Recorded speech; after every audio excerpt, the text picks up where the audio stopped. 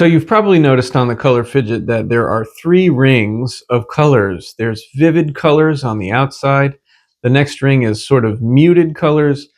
And then there's grayish colors next to perfect gray in the center.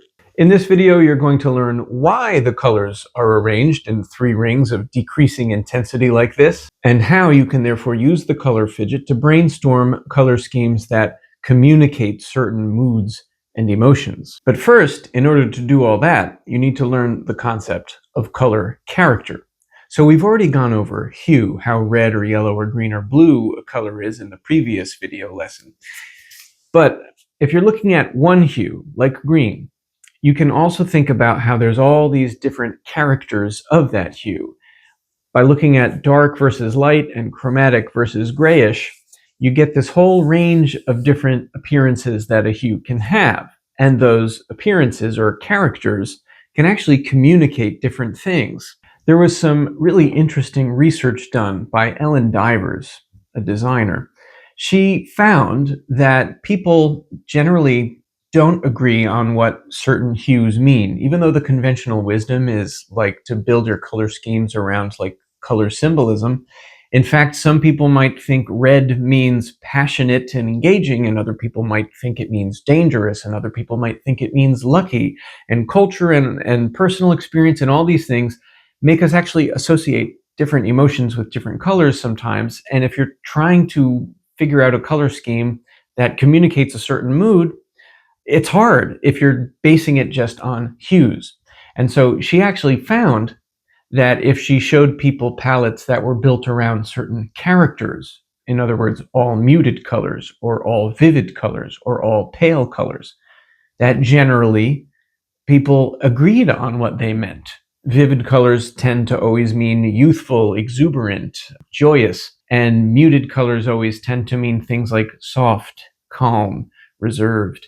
Dark colors tend to mean things like mature. The fact is, if you approach color harmony from a character-first standpoint, you can get better results. If you'd like to learn more about Ellen Divers' research into character-first color harmony, you can check out her website. I think for me, the big takeaway from all that is it means you can use really whatever hues you want, but all you have to do is be intentional about how much intensity, how light, and how dark your colors are so that they're playing distinct roles in communicating clearly. So let's look at a green on the Color Fidget. You've got vivid, muted, and grayish. Three different characters for every hue. But that's only three characters. And on here, that looks something like this. Vivid, muted, grayish. But what about all the stuff up here and down here? This is a key to using the Color Fidget successfully. Muted can actually kind of stand in for light colors and deep colors, colors of sort of a medium amount of chroma, but different amounts of lightness. And the grayish on the Color Fidget can stand in for an even wider range of characters. Pale, light grayish, dark, right? There's kind of more of a range of light and dark the closer you get to gray. So when you're using the Color Fidget and showing or hiding different areas of color, just remember that. The second ring, the muted colors, could also mean light colors or deep colors. And that third ring of grayish colors could also mean pale or dark or anything in between. What the Color Fidget is really trying to get you to do is to think about how much chroma different parts of your color scheme have, and then you yourself can decide whether to go light or dark. And we'll cover that more later. I've got my iPad here. Let's give it a go. We'll choose three different characters and then kind of spin the wheel and see if we can come up with palettes that fit these different characters and convey specific moods. Since, as we've learned, it doesn't really matter which hues we use, let's just give this thing a spin, and wherever it lands, that's what we're going to use. Here you can see I'm using the Color Fidget to guide my color picking in Procreate. I'm not trying to match those colors exactly.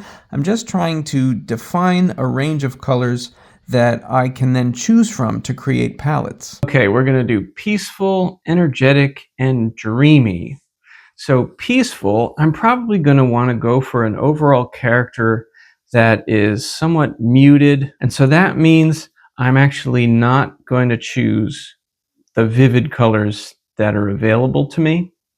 I might use some of these muted or grayish colors. I don't have to use all of them. And I can also lower their brightness or raise their brightness. So I'm going to change over to this style color picker where I can adjust brightness directly this way. We'll start with green.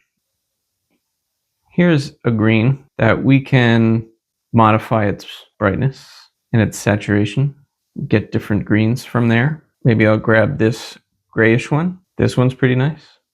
And now let's get a couple unlikely ones like this turquoise over here, this purple. I could even go for this, but I think I might just lower its saturation a little bit and its brightness a little bit. And this is the idea, right? Given this starting point, I can make decisions about brightness and saturation. And as long as I know I'm being careful not to include vivid colors, I can be pretty sure that this palette is going to communicate what I want it to communicate. Now let's pick some colors for energetic. So for energetic, I'm going to grab the more vivid colors I have available in this palette, which would be mainly these yellow greens. And I can supplement that with a couple of these muted colors over here if I want. And it's still going to come across pretty energetic. If I'm going for dreamy, I'm probably going to favor